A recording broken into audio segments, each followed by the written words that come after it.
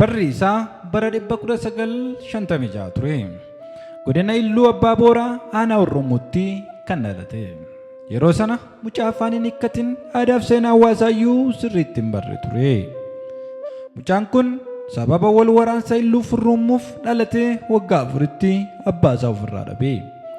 Guyyaan badduu tokko itti dhuftee utuu inni harmee isaa wajjin loon tiksu namni qawwee hidhatee jiru tokko humnaan bara 1969 harmee isaa harkaa butatee adeema. Barri sun bara mootummoota yookaan fissa mangistii kan jedhamu waan tureef namni humna qabu qabee nama gurguree gara biyyoota Arabaa, Iraan, Hindiyaa walumaa gala ba'aa giddu galeessaatti gurguruudhaan madda galii biyya kanaa isa guddaa ture. Harmeen isaa addee roobeen nama birmatuuf waan hin qabneef kun bara maaliitii warra humna qabantu kan kee kan isaanii godhatu qawwee sitti qabanii dhala keessirraa fudhatu jettee muddii qabattee imimmaan ishee waaqatti facaaste geggeessuun alatti filannoo biraa hin qabdu turte. Yeroo dheeraa erga barbaaddeen booda nama mucaa ishee ati argattee akkas jettee gaafatte. Mucaa koo ni gurgurte moo garboomfamtee teessifta? Namichis homaa tokko iyyuu utuutti hin fakkaatin mucaan kee boo'ee na rakkisnaan an gurguree ittiin jedhee. Haatis akka waan deebistee mucaa ishee argachuu dandeessuutti deemeen loon koo gurguradhee dhufee mucaa koo fudhadhaa ittiin jettee biraa deemti. Kanumaan jireenya isaa keessatti yeroo torba erga gurgurameen booda 8ffaatti Mitsawaa ga'a. Dhuma irratti itti aanaa itti gaafatamaa qoonsila Faransaay kan ture namni Werner Muzinger jedhamu magaalaa Mitsawaatti isa argatee akka garbummaatti hin gurguramne bilisa isa baase. Alagaan fira siifa ta'uu firri garaa siifa laafuun homaa waraabessaa keessaa fira hin dhaban kan jedhameefis kanumaaf natti fakkaata. Sanaa booda ergamtoonni lallaba kitaaba qulqulluu Siwiidinii mana barnootaa ijoolleen dhiiraa qofti itti baratan iddoo Imkulluu jedhamu waan qabaniif achi galee akka baratu taasisanii. Innis yeroo gabaabaa keessatti barataa cimaa dandeettii addaa qabu akka ta'e mirkaneesse. Dhalatee waggaa 16ffaatti bitootessa 31 bara 1872 cuubame maqaan kiristaanummaa Onesimos jedhamu mogga'eefi. Afaan Giriikiitiin Onesimos jechuun faayida qabeessa jechuudha. Barnoota isaa dura waggoota 5 keessatti xumuruun itti aansuudhaan dhaabbata barnoota amantaa Johanlendis jedhamu kan biyya Biroomaa biyya Siwiidiniitti argamutti argamee waggoota 5f barnoota amantaa olaanaa baratee booda gara Mitsawaatti deebuun dubara waggaa 19 Meerataa Iluu jedhamtu fuudhe. Ani duunaan marginiin harree ani kumnaan isa hafe nan awwaalaan saree isa biran jiru. Karaa kamiinan ifan arge saba koo biraan ga'a akkamittiin midhaan kana saba bal'aa afaan ka'an mul'ata isaati.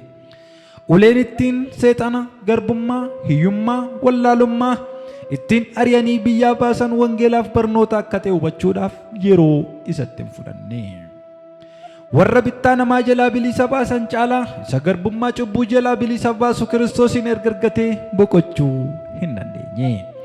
Akka yeroo ijoollee haanaatti bakkeetti dhuftu fiigichaan haadhatti fiigdutti dhufee amma saba isaatti waa'ee Yesuus dubbatutti harka isaa lamaan gadi hin deebisne qalbeen isaas hin boqonne. Kanumaan uummata isaa barsiisuuf fedhii cimaan isa keessatti wanta uumameef haadha warraa isaa abbaa ishiif namoota biroo 3 ta'anii waliin karaa Sudaaniin gara Wallaggaa seenuuf adeemsa eegalanii. Haa ta'u malee loltoonni mootummaa Itoophiyaa adeemsa isaaniitti gufuu waan ta'aniif Asoosaa darbuu wanta daddabaniif gara magaalaa daangaa Itoophiyaaf Sudaan jirtu kan Faamkaa jedhamtutti deebuuf dirqamanii. Achi osoo jiraatu dhibee busaatiin qabame daran dhukkubsate. Gammoojjii keessa utuu bulullee halkan saasamaaf cirrachi irra galagalee yeroo inni afaan du'aa irra deebi'ee tureera. Kana booda miiltowwan isaa waliin gara Kaartumitti deebuun waan dirqamaniif bara 1882 Kaartum ga'anii. Achitti dhibee busaa irraa fayyuun gara Imkolluutti deebi'ee hojii wangeela barsiisuu itti fufee. Yeroo sanii kaasee barreeffama adda addaa gara afaan Oromootti eegale. Kanumaan kitaaba qulqulluu guutummaan guutuutti gara afaan Oromootti hiikuu jalqabe.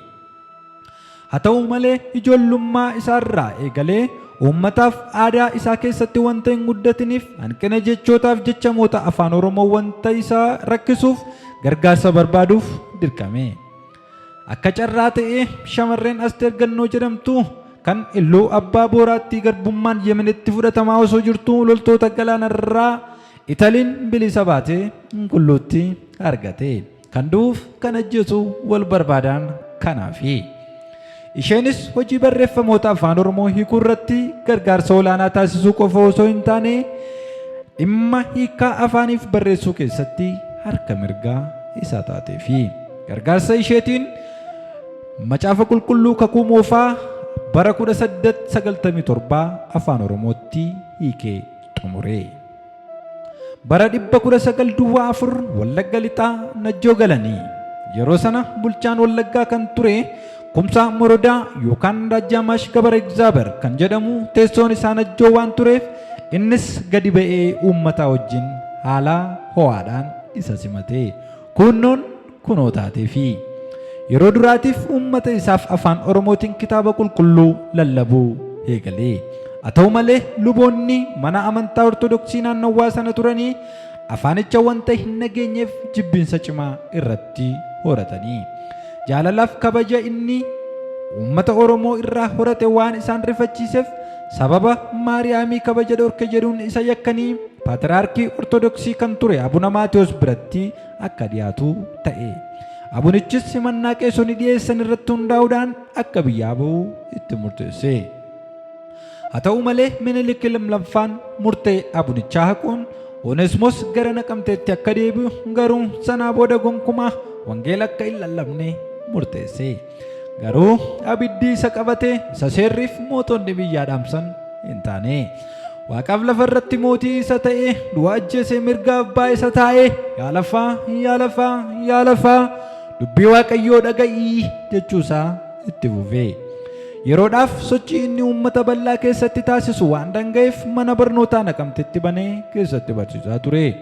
Yeroo sana balaan biyyaa ari'amuu isa marsee waan tureef Liji Iyyaasuun bara 1916 aangoo fudhannaan amantaa isaa akka barsiisu eeyyameefi. Liji Iyyaasuun waggaa tokkoon booda aangoorraa fonqolchamus murtiin isaa akkuma jirutti wanta itti fufeef hanga gaafa du'utti barreeffamoota adda addaa gara afaan Oromootti hiikee raabsuu kitaaba qulqulluu barsiisuu itti fufe. Kitaaba maqaa Asteer Gannoo Salbaanaatiin barreeffamee kan hin maxxanfamin hedduun akka jecha kitaaba xiqqaa mata dureen isaa onnee namaa jedhu kan faaruu 100 qabu afaan Giriikii irraa gara afaan Oromootti hiike. Bara 1885 gargaarsa Asteer Gannootiin kuusaa jechoota afaan Oromoo Siwiidinii kan jechoota 6,000 qabu bara 1886 faaruu wangeelaa galata Waaqayyoo guddaa jedhamu bara 1892 kitaaba xiqqaa Luuter Kaatekizimii jedhamu afaan Oromootti hiikanii. Bara 1894 tumsa Asteer Gannootiin kitaaba sheekoo gaggabaaboo 79 qabu mata dureen isaa jalqaba dubbisaa jedhu fuula 174 qabuu fi jechoota 3,600 qabu barreesse. Har'a kunoo biyya Yuunaayitid Isteet keessatti waxabajji 21 guyyaa Oneesimoos jedhamee beekama. Nama biyya Oromoo jedhee kan of waamu waxabajji 21 bara 1931 dilbata ganama wangeela lallabuudhaaf sagantaan kennamee fi utuu eegamu akka carraa dhibee isa mudateen addunyaa kanarraa darbe. Bara kam nama biyyaa jedhamee maqaan isaa kan leellifamu nama garboomfame warra isa garboomseyyuu garbummaa jalaa akka baaniif riqicha gaarii tolchee goota amantii qofa utuu hin taane gocha ogbarruu afaan Oromoo qabsiisee dachee kanarraa kan darbee gooticha amantiiti. Abbaa Gammachis yookaan Oneesimoos Nasiibidha. Egaa namni tokkichi rakkoo hamma kanaa ga'u keessa taa'ee seenaa biyya jijjiiruu erga dalagee dhaloonni irraa maalirra jiraan gaaffii kooti. Warra seenaa nyaatu hin ta'inaa nama du'a booda waa'ee isaa waan gaariidhaan dubbatamu lafa irratti dhaloonni irraa baratu lubbuun isaa waaqa biraa jireenya argattu ta'an gudunfaa yaada kootiiti. Kitaaba seenaa wareegamtoota wangeelaaf miidiyaalee garaa garaa wabeeffate kan isiniif dhiyeessee an Lalisaa Alamaayyootii horaa bulaa.